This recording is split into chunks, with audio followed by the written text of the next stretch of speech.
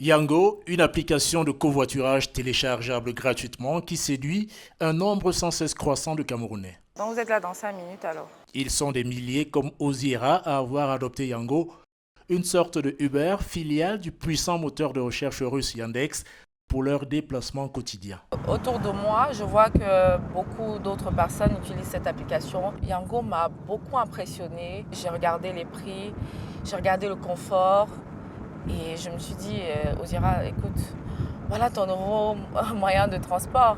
Installé au Cameroun depuis 2021, Yango est accusé de concurrence déloyale par les conducteurs de taxi classiques.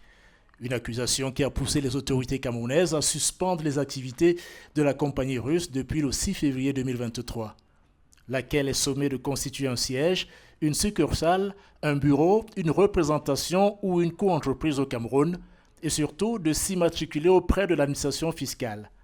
Cette décision gouvernementale pénalise des chauffeurs comme Raphaël, ancien chauffeur de taxi classique, qui envisage de changer de métier si la suspension n'est pas levée. Je suis en train de réfléchir. Je crois seulement que le gouvernement va réagir après la suspension-ci, où le problème va être géré. Sinon, moi j'ai réfléchi loin parce que je ne peux pas rentrer de faire du taxi, hein, vraiment. Parce que le travail du Yango, c'était bien. Depuis la décision du ministre des Transports, les véhicules aux couleurs de Yango se font rares dans les rues de Yaoundé, même si le service se poursuit à travers des voitures banalisées, aux grandes dames des associations de consommateurs qui souhaitent qu'une solution rapide soit trouvée. En tant que représentant des usagers de Yango, nous voulons que Yango se conforme le plus tôt possible pour continuer à nous servir. Parce que Yango a une bonne qualité de prestation, notamment en termes de coûts accessibles, de sécurité qui est garantie.